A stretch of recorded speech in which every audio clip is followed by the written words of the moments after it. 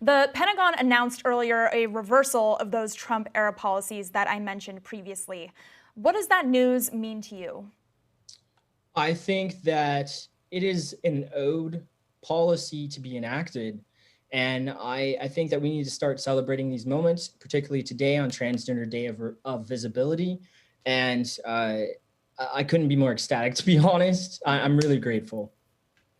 And you mentioned this feeling of joy surrounding this, but I don't want to diminish the harm that that decision did to the community. I'm curious, in your conversations with fellow service members who are active and retired, what are kind of the long-term lasting effects of that decision that the Biden administration will have to address moving forward? I think that any community that is at the same time exalted and yet forcefully placed in the public limelight, so they're receiving harmful comments and connotations from people, is post-traumatic stress disorder. And this is inflicted by the general American public because of these misunderstandings of how transgender people are a part of our human society. And I think that the Biden administration will really need to sit with the responsibility that it now has to nurturing these human beings who are also setting and performing in this role that our nation holds in such high rapport. Really appreciate you walking through that, Shane. And I know that at the same time that we're seeing this action at the federal level, we're also seeing this groundswell of anti-trans legislation across the South. What do you make of that dichotomy? So myself, I live in North Carolina, not too far from Georgia and some of these other states, Mississippi, that are enacting these heinous and quite frankly, intentionally malicious bills as deplorable, it's abhorrent.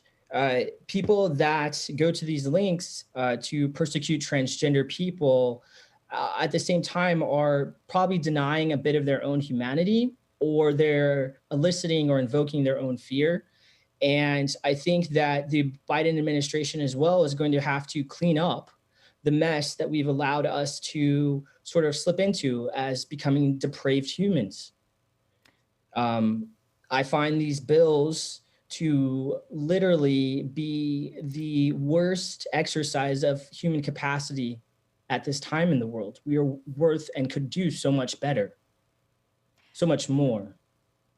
Shane, what would you say to folks who, felt so much joy and relief when Biden took office, and they may assert that, we're in a moment of equality for the LGBTQ plus community? What would you say to that message? I would say with anything that has to do with diversity and inclusion, especially, is that even in my own personal case, being, quote, the first actively serving trans person is, yes, this person or diversity politics do increase knowledge, but the person who is doing that work by injecting themselves into a hostile or colonial or supremacist situation is also suffering. And when we think about human beings, a Biden presidency does not equate to equity. And by equity, I don't mean we both start at the same place. Equity also acknowledges and takes accountability for past mistakes. To be human is to foul. And we can do that, but we also need to be accountable and make new decisions as well. Shane, I know in the film you speak about the intersection of your personal identities and the intersection of your efforts toward decolonization and also for LGBTQ plus equality. Can you talk about what the intersection of your activism looks like?